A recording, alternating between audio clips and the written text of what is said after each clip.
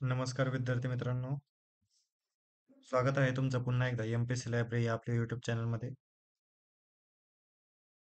तर सुरू करूयात आजच्याच म्हणजे 6 जुलै 2025 रोजीच्या चालू घडामोडी. तर सर्वप्रथम आपण पाहूया आजच्या दिवसाचेच म्हणजे 6 जुलै रोजीचे दिनविशेष. 6 जुलै 1837 रोजी आर जी भांडारकर यांचा जन्म झालेला आहे. मुंबई विद्यापीठाचे ते पहिले कुलगुरू होते.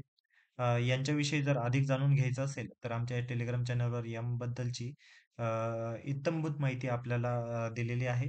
तर तिथे तुम्ही जाऊन सर्च करू शकता आणि तुम्ही माहिती मिळवू शकता. 6 जुलै 2017 रोजी भारत हा बर्ड फ्लू मुक्त घोषित केलेला आहे. आणि ही जी घोषणा होती ही कृषी मंत्रालयाकडून आलेली आहे. लक्षात घ्या ही एक महत्त्वाचा एक टप्पा होता कारण बर्ड फ्लूमुळे मध्यंतरी बरंच मोठं आपलं नुकसान देखील झालं होतं आणि बर्ड फ्लूमुळे वेगवेगळं थैमान देखील आलेलं होतं. तर बर्ड फ्लू मुक्त घोषित कधी झालेला आहे तर 6 जुलै 2017 रोजी. बर्ड फ्लूचा जो विषाणू आहे त्याचं नाव आहे H5N1. वेगवेगळ्या सायन्स रिलेटेड जो टॉपिक असतो म्हणजे परीक्षांमध्ये जे सायन्स सेक्शन असतो त्यामध्ये अशा विषाणूंबद्दलची माहिती विचारली जाऊ शकते किंवा जोड्या लावायला देखील विचारले जाऊ शकतात. त्याच्यामुळे लक्षात घ्या बर्ड फ्लूचा विषाणूचं नाव आहे H5N1. तर स्वाईन फ्लूच्या विषाणूचं नाव आहे H1N1.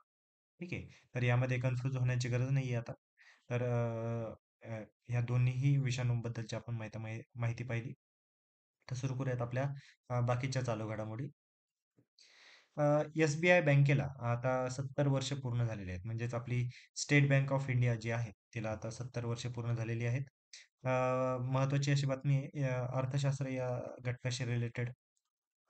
एस-बी-आयची जी स्थापना आहे, ती 1 जुलै 1955 रोजी झालेली आहे.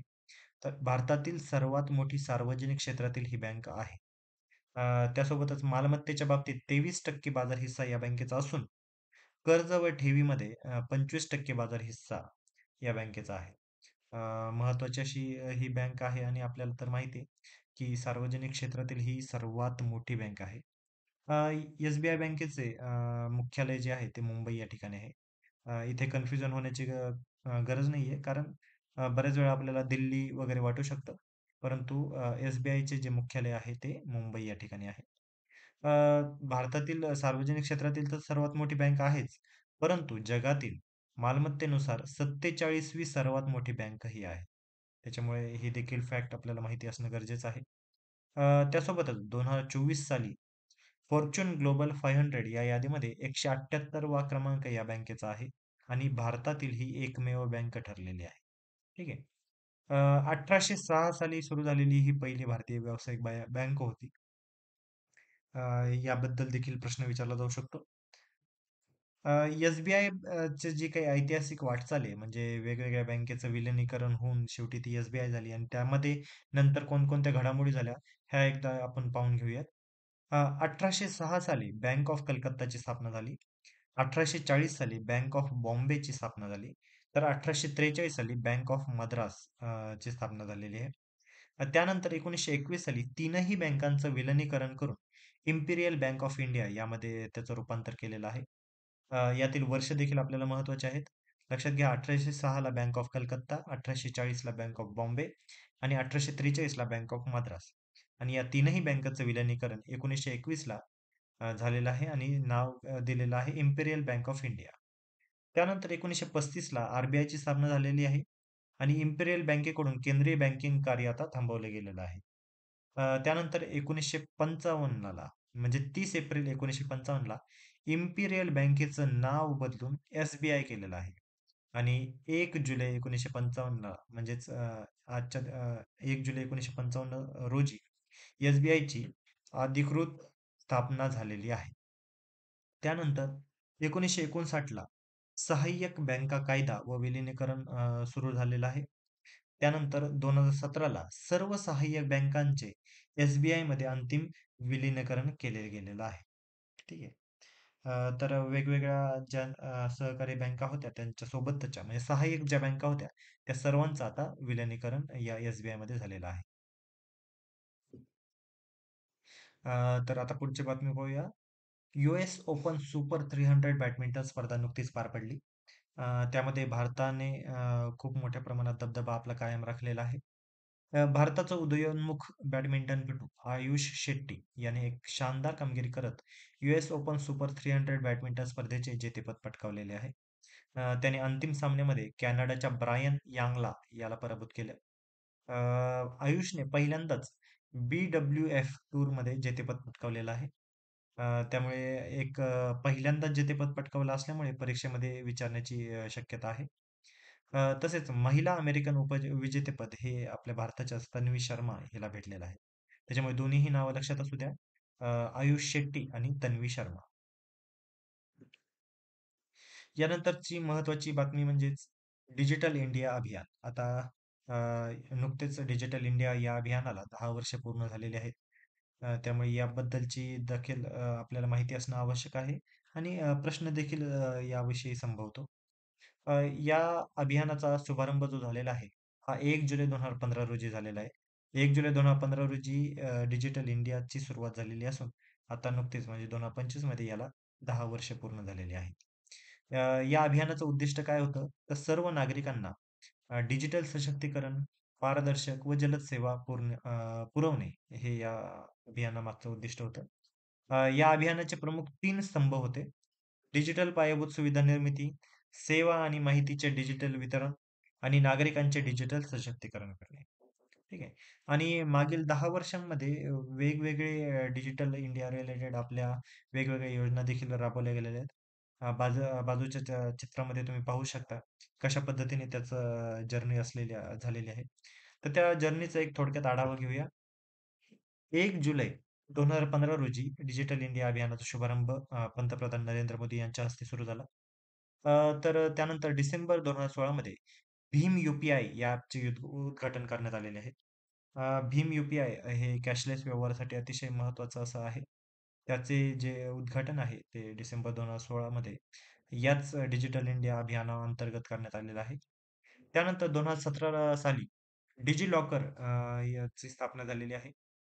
डिजिलॉकर हे आपल्याला माहिती आहे, की शाळेचं, कॉलेजचं किंवा वाहनांचं जे काही दस्तऐवज आहे, हे ऑनलाईन आता आपण स्टोअर करू शकतो. त्यानंतर 2017 सालीच GSTN म्हणजे GST जे आपण कर प्रणाली पाहिली, त्याच्या नेटवर्कची जी सुरुवात झालेली आहे, ती देखील एक डिजिटल इंडिया अंतर्गत झालेली आहे. त्यानंतर नोव्हेंबर 2017 मध्ये उमंग ॲप लॉन्च झालेलं आहे.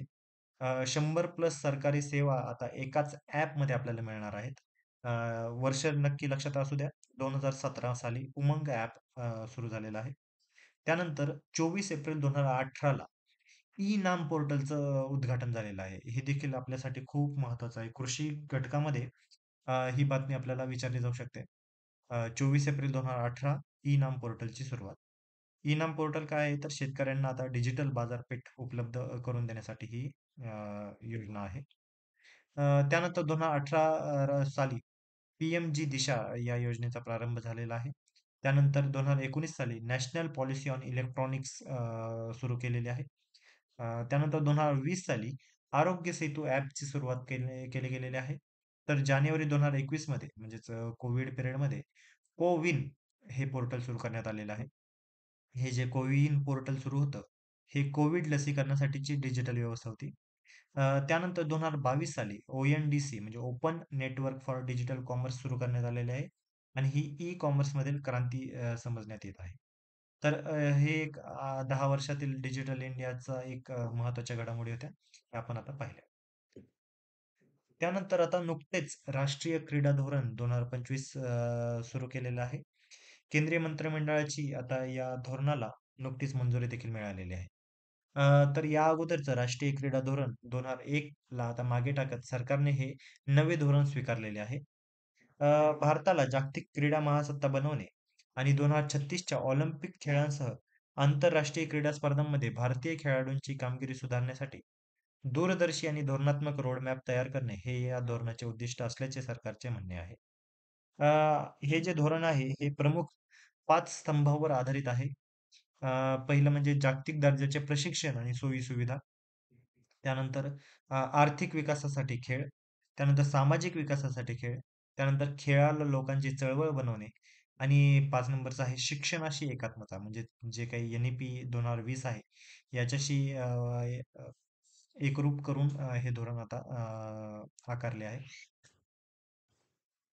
त्यानंतरची एक महत्त्वाची बातमी, अ, रग्बी प्रीमियर लीग 2025 नुकतीच पार पडली. संपूर्ण भारतातील हे पहिली-वहिली रग्बी प्रीमियर लीग होती, RPL. आणि याचं आयोजन हे मुंबई, महाराष्ट्रामध्ये करण्यात आलेलं होतं.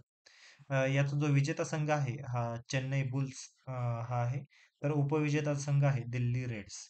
लक्षात घ्या, पहिल्यांदाच ही स्पर्धा पार पडली असल्यामुळे याबद्दलचा प्रश्न 100% विचारला जाईलच. कारण वेगवेगळ्या परीक्षांमध्ये असं पहिली स्पर्धा म्हटली, की नक्कीच विचारली जाते. त्यामुळे लक्षात असू द्या, पहिली जी स्पर्धा होती ही मुंबई, महाराष्ट्र येथे पार पडली.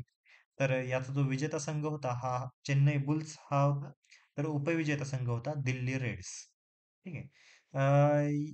भारतामध्ये रग्बीसारख्या खेळांना प्रोत्साहन देण्यासाठी अशा स्पर्धा खूप उपयुक्त ठरतात. भविष्यात यामुळे खेळाडूंना आंतरराष्ट्रीय स्तरावर देखील आता संधी मिळू शकते. तर या होत्या आजच्या चालू घडामोडी. आजचा एक प्रश्न आपण पाहून घेऊया. नव्या राष्ट्रीय क्रीडा धोरण 2025 ने कोणत्या धोरणाची जागा घेतलेली आहे? मी आत्ताच थोड्या वेळापूर्वी तुम्हाला ही बातमी सांगितली. तर आता नवीन राष्ट्रीय क्रीडा धोरण 2025 ला मंजुरी देखील भेटलेली आहे. तर याने म्हणजे या अगोदरचे राष्ट्रीय क्रीडा धोरण कोणत्या वर्षीचे होते? असा हा प्रश्न आहे.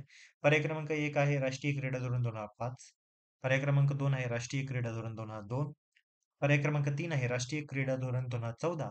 तर पर्याय क्रमांक 4 आहे राष्ट्रीय क्रीडा धोरण 2001. तर लक्षात घ्या, राष्ट्रीय क्रीडा धोरण 2001 पर्याय क्रमांक 4 हे बरोबर उत्तर आहे. आणि या 2001 च्या धोरणाची जागा आता 2025 च्या धोरणाने घेतलेली आहे. तर या होत्या आजच्या चालू घडामोडी. तर अशाच अधिकाधिक इन्फॉर्मेटिव्ह कंटेंटसाठी आम्हाला सर्वच सोशल मीडिया प्लॅटफॉर्मवर फॉलो करायला विसरू नका. धन्यवाद.